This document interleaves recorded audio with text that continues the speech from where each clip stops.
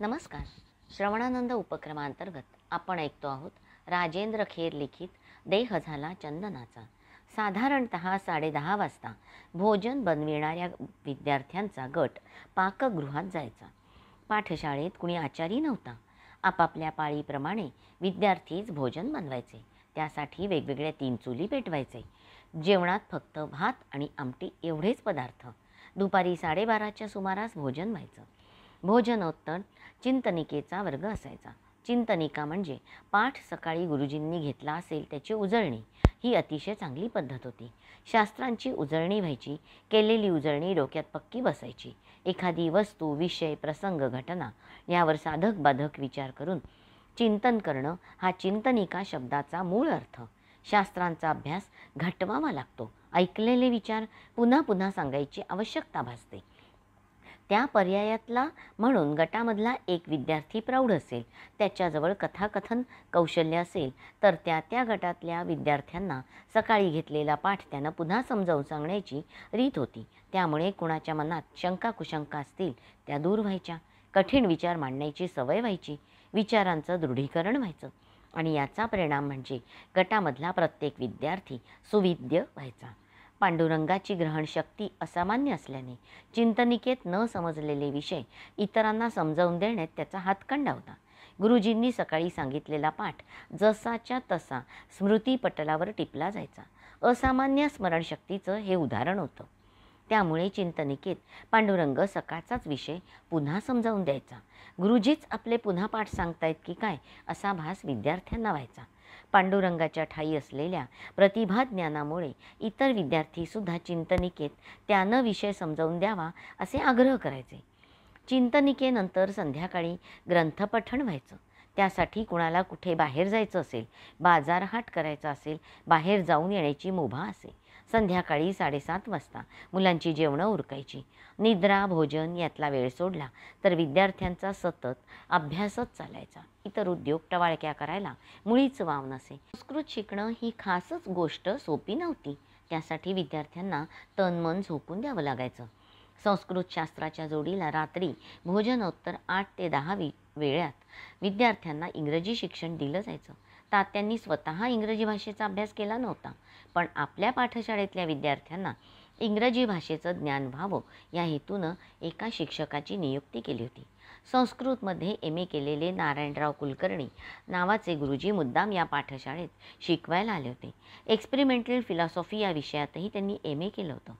गुरुजनांच्या निवासाची व्यवस्था तात्यांनी शेजारच्या जागेत केली. सकाळी 7:30 ते 8 दरम्यान गाडगीळ गुरुजी, हर्डीकर गुरुजी पाठशाळेत यायचे. दिवसभर धडे घेतल्यावर 8 ते 10 वेळात विद्यार्थी कुलकर्णी गुरुजींकडे इंग्रजी शिकायचे. तरखडकर भाषांतर पाठमालेपासून इंग्रजीमधल्या मोठ्या ग्रंथांपर्यंत अभ्यास चालायचा. इंग्रजीचा अभ्यासक्रम सर्व विद्यार्थ्यांना सक्तीचा असे. रात्री उशिरापर्यंत अध्ययन झाल्यावर विद्यार्थी निद्राधीन होऊन जायचे. पुन्हा दुसऱ्या दिवशी उठून परत नियोजित दिनक्रम असायचा. गांगलाजोबा वामनराव फिरत फिरत आठवल्यांच्या पाठशाळेपाशी आले होते. गांगलाजोबा तेव्हा म्हणत होते, अशा पद्धतीचं शिक्षण सर्वत्र सुरू व्हायला हवं खरं. वामनरावांनी मान डोलावली आणि आपल्या आपल्या घरी निघून गेले. पाठशाळेतलं ग्रंथपठण तेव्हा संपलं होतं. ग्रंथपठण संपलं.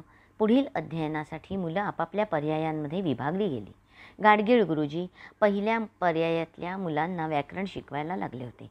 गुरुजी म्हणाले, व्याकरण शब्दाचा अर्थ रामहा रामौ रामाहा घोकून रामाहा हे राम शब्दाच्या प्रथमेचं बहुवचन हे सांगणं एवढंच नव्हे तर भट्टोजी दीक्षितांनी व्याकरणावर जवळपास 450 पृष्ठांचा उत्कृष्ट ग्रंथ लिहिला आहे.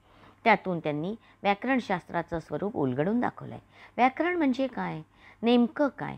तर कोणत्याही भाषेच्या अंगप्रत्यंगाचं विश्लेषण विवेचन ज्यामध्ये केलं जातं ते व्याकरण. व्यक्रियनो शब्द अनेन इति व्याकरणम. ज्याच्या आधारानं अपशब्दांपासून सुशब्द वेगळे काढले जातात, ज्याच्यापासून साधू शब्दांचं ज्ञान होतं ते व्याकरण. आता हे सारं कसं होतं हळूहळू तुम्हाला समजेल. व्याकरणाचंच दुसरं नाव आहे शब्दानुशासन असं आहे. शब्दांचं अनुशासन करणं म्हणजे शब्दसिद्धी करणं व्याकरणाचं प्रथम कार्य आहे. भाषेची प्रवृत्ती ध्यानात घेऊन शब्दांचा प्रयोग कसा करावा याचं व्याकरण फक्त निर्देश करतं. क्षणभर गुरुजी बोलायचे थांबले. सर्व विद्यार्थ्यांकडून एक दृष्टिक्षेप टाकला. विद्यार्थी मन लावून कथन करीत होते, ऐकत होते, आत्मसात करण्याचा प्रयत्न करत होते. गुरुजी पुढे सांगायला लागले की व्याकरणाची उत्पत्ती कशी झाली त्याच्या विषयावर पतंजलीनं एक जनश्रुती सांगितली आहे. एकदा प्रबुद्ध देव देवाधिपती इंद्राकडे गेले. इंद्राला प्रार्थना करून म्हणाले, वेद ही आमची भाषा आहे, पण ती अव्याकृत आहे, तिचं व्याकरण व्हायला हवं. हे कार्य तुम्ही करावं अशी आमची इच्छा आहे. इंद्रानं मान्य केलं. अशा प्रकारे व्याकरणाचा जन्म झाला. पाणिनीय शिक्षेत वेदांची 6 अंग सांगितली असून व्याकरणाला वेदपुरुषाचं प्रमुख अंग मानलं आहे. षडंगात व्याकरणाला केवढं प्राधान्य आहे हे कळतं. मुखा वाचून भोजनादी व्यवहार होत नाही, त्यामुळे शरीर पोषण होत नाही.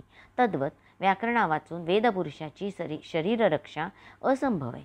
अशा रीतीनं व्याकरणशास्त्राची महती गाऊन गुरुजी शेवटी म्हणाले, वररुचीनं व्याकरणशास्त्राच्या अध्ययनाची 5 प्रयोजनं सांगितली.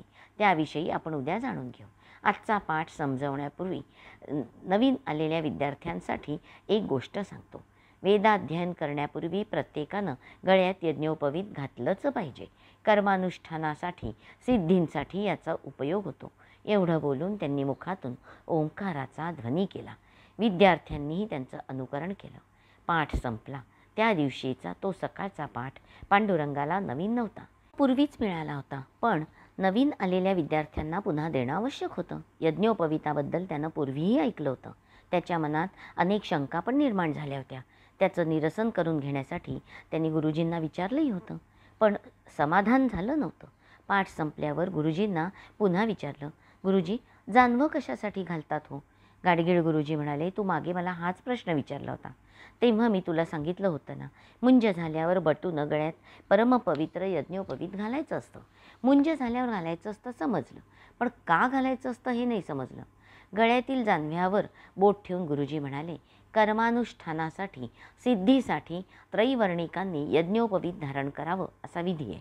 फार प्राचीन काळी काळविटाचं चामडं किंवा वस्त्र यज्ञोपवीत म्हणून वापरत असे. शिवाय त्या काळी पुरुषांप्रमाणे स्त्रियाही जानवं घालीत असे. ते समजलं, पण का घालायचं हे बघ. वैदिक शास्त्रात आपल्या जानवं घालायला महत्त्व सांगितलं आहे. जानवं तयार करताना तयार झाल्यावर त्यावर मंत्रांचे संस्कार करतात. मंत्रपूर्वक अभिमंत्रित केल्यानंतर प्रथम ते सूर्याला दाखवतात, मग धारण करतात. त्यामुळे माणसांचं संकटापासून संरक्षण होतं. भूत खेत अन्य वाईट शक्तींचा माणसावर विपरीत परिणाम होत नाही. पण असं शास्त्रात सांगितलं आहे का? नाही. पण पांडुरंगमध्येच म्हणाला, जानवं धारण केलेले कित्येक लोक आपदग्रस्त होतातच की. मग जानवं घालण्याचं आणखी काही कारण असेल? विषय आवरता घेत गाडगीळ गुरुजी म्हणाले, बघू केव्हा तरी आपण याचा कुठे संदर्भ सापडतो का? एवढं बोलून निघून गेले. पांडुरंगाच्या मनातला हा विचार मात्र दूर जात नव्हता. एखाद्याकडून समर्पक उत्तर मिळेपर्यंत त्या प्रश्नाचा पाठपुरावा करायचा हा त्याचा स्वभाव. पाठशाळेत शिक्षण घेताना त्याच्या अभ्यासाच्या 2 पद्धती होत्या. एक म्हणजे कार्यकाल आणि दुसरी म्हणजे यथोद्देश. सामान्यतः गुरुजी जे सांगतात त्यावर विद्यार्थी विश्वास ठेवतात. गुरुजींनी सांगितले ना, मग विषय संपला, अशी विद्यार्थ्यांमध्ये भावना असते. पण पांडुरंगाचं तसं नव्हतं. गुरुजींनी एखादी गोष्ट शिकवल्यावर त्याचं विषयाचं चिंतन सुरू होत असे. का? असंच का? असे प्रश्न त्याच्या मनात उफाळून येत. लहानपणापासून ही सवय जडली होती. अण्णांना आजीला प्रश्न विचारून भंडावून सोडायचे. तेव्हाही तो पाठशाळेतल्या गुरुजनांना सतत प्रश्न विचारून कोंडीत पकडायचा. आदरणीय गुरुजनांना कोंडीत पकडण्यासाठी केवळ तो प्रश्न विचारायचा असं नव्हे, तर त्याचा तो उद्देशही नसायचा. पण त्याला एखाद्या प्रश्नाचं समर्पक उत्तर हवं असायचं आणि एखाद्या प्रश्नाचं गुरुजींनी पुस्तकातले दाखले देऊन उदाहरण दिलं, उत्तर दिलं तरी ते मान्य व्हायचं नाही. त्याची पटेल अशी कारणमीमांसा हवी असायची. त्यामुळे कित्येक वेळा त्याच्या प्रश्नांची उत्तरं गुरुजींनाही देता यायची नाही. पण गुरुजींशी तो सुसंवाद मात्र नेहमी साधायचा. पांडुरंगाच्या मनातून तो प्रश्न काही केल्या दूर होत नव्हता. गुरुजी गेल्यावर तो जवळच उभ्या असलेल्या काळे नावाच्या सहाध्यायाला म्हणाला, मला अजून उत्तर मिळत नाही, जानवं का घालायचं? आचार्यांनी नाही सांगितलं? सांगितलं, पण माझ्या मनाचं उत्तराचं समाधान झालेलं नाही. जानवं का घालायचं याला निश्चित काहीतरी सबळ कारण असलं पाहिजे. अन्यथा प्राचीन काळापासून उगाच कशाला जानव्याला महत्त्व दिलं असतं? काळे म्हणाला, महत्त्व आहे ना, मग आपण आपलं फार विचार न घालता घालावं हे एवढंच बरं, अविचारानं घालायचं. उद्या कुणी आपल्याला विचारलं की जानवं का घालायचं? मग आपण काय उत्तर देणार? शंकरराव देवांनी जानवं तोडलं. तसं बघितलं तर त्यात त्यांनी काय चूक केली? त्यांच्या त्या कृत्याला कोण अडवू शकणार होतं? कारण आपण कोणतंही तर्कसंगत उत्तर देऊ शकत नाही. म्हणून निरीश्वर वाद्यांचं फावतं. एवढं बोलून पांडुरंग बोलायचा थांबला. तेवढ्या शंकरपाध्ये त्याच्याजवळ आला. कशाबद्दल बोलणं चाललंय? जानवं का घालायचं? काळेनंच उत्तर दिलं होतं. पाध्ये म्हणाला, दुसऱ्या पाठाची तयारी सुरू झाली आहे. तेव्हा पांडुरंग म्हणाला, चला चला आचार्य येतील. जानवं का घालायचं यावर आपण दुपारी चिंतनिकेतही बोलता येईल. तिघंही पुढच्या पाठासाठी आचार्यांच्या प्रतीक्षेत जाऊन बसले. जानवं का घालायचं याबद्दल मात्र पांडुरंगाच्या मनातले विचार मुळीच थांबले नव्हते आणि प्रश्नाचं उत्तर मिळेपर्यंत तो प्रश्न त्याच्या मनाच्या आवर्तात फिरत राहणार होता. किती दिवस कोणास ठाऊक. शुद्ध प्रतिपदेचा तो दिवस होता. पाठशाळेला शुद्ध प्रतिपदा, वद्य प्रतिपदा अशा 2 सुट्ट्या असत. एरवी महिन्यातले 28 दिवस अध्ययन चालायचं. 2 दिवसात विद्यार्थ्यांना त्यांचा सारा वेळ खेळण्या बागडण्यात घालवता यायचा. पाठशाळेचं अंगण हेच क्रीडांगण व्हायचं. हुतुतूचा खेळ रंगायचा. पांडुरंग हुतुतू खेळण्यात तरबेज होता. सडपातळ मजबूत शरीरयष्टी ही त्याच्या अनुकूल होती. अंगात चपळपणा होता आणि आपलं क्रीडा कौशल्य प्रगट करीत असे. मी वृषाली केळकर आजच्या वाचनाचा येथे समारोप करते. हरिओम तत्सत. श्रीकृष्णार्पणमस्तु.